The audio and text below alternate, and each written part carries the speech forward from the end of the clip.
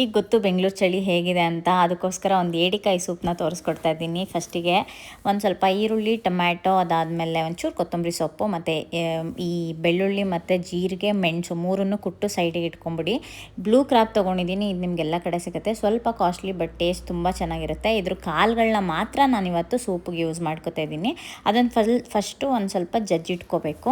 ಒಂದು ಪ್ಯಾನ್ಗೆ ಎಣ್ಣೆ ಹಾಕ್ಕೊಳ್ಳಿ, ಅದಕ್ಕೆ ಕರ್ಬೇವಿನ ಸೊಪ್ಪು, ಜಜ್ಜಿಟ್ಕೊಂಡಿರೋದು ಎಲ್ಲ ಐಟಮ್ಸು, ಆಮೇಲೆ ಈರುಳ್ಳಿ, ಟೊಮ್ಯಾಟೊ ಇಷ್ಟನ್ನು ಹಾಕಿ, ಖಾರ, ಮೆಣಸು ನಿಮಗೆ ಎಷ್ಟು ಬೇಕೋ ಅಷ್ಟು ಹಾಕ್ಕೊಳ್ಳಿ. ನಾನು ಸ್ವಲ್ಪ ಇದಕ್ಕೆ ಜಾಸ್ತಿನೇ ಹಾಕಿದ್ದೀನಿ, ಬಿಕಾಸ್ ಸೂಪ್ ಯಾವಾಗಲೂ ಆ ರೀತಿ ಖಾರವಾಗಿರಬೇಕು. ಅದಾದಮೇಲೆ ಅರಿಶಿನ, ಒಂದು ಸ್ವಲ್ಪ ಉಪ್ಪು, ನಿಮಗೆ ಎಷ್ಟು ಬೇಕೋ ಅಷ್ಟು ಉಪ್ಪನ್ನು ಸೇರಿಸ್ಕೊಳ್ಳಿ. ಅದಾದಮೇಲೆ ಇವಾಗ ಜಜ್ಜಿಟ್ಕೊಂಡಿರೋ ಏಡಿ ಕಾಳುಗಳು, ಇದು ಭಾರಿ ಟೇಸ್ಟ್ ಇರುತ್ತೆ. ನೀವು ಒಂದ್ಸರಿ ಟ್ರೈ ಮಾಡಿ, ನನಗೆ ನೆಕ್ಸ್ಟ್ ಟೈಮ್ ಕಾಮೆಂಟ್ ಸೆಕ್ಷನಲ್ಲಿ ಕಾಮೆಂಟ್ ಮಾಡಿ ಹೇಗಿರುತ್ತೆ ಅಂತ. ನಿಮಗೆ ಚಳಿ, ಜ್ವರ ಆ ಥರದ್ದೆಲ್ಲ ಇದ್ದಾಗ ಇದು ತುಂಬ ಚೆನ್ನಾಗಿ ವರ್ಕ್ ಆಗುತ್ತೆ, ಬಿಕಾಸ್ ಇದು ತುಂಬ ಹೀಟು.